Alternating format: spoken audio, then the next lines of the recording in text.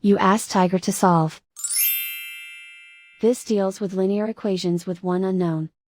The final result is x equals 1 over 12. Let's solve it step by step.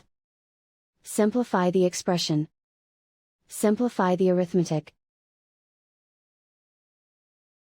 Group all x terms on the left side of the equation.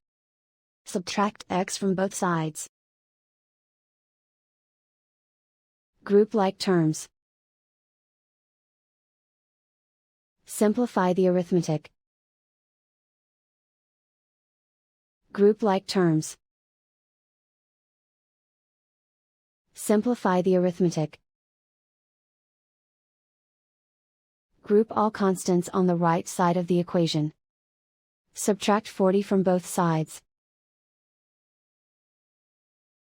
Simplify the arithmetic.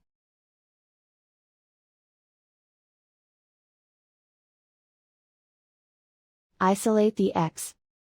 Divide both sides by -12. Cancel out the negatives. Simplify the fraction.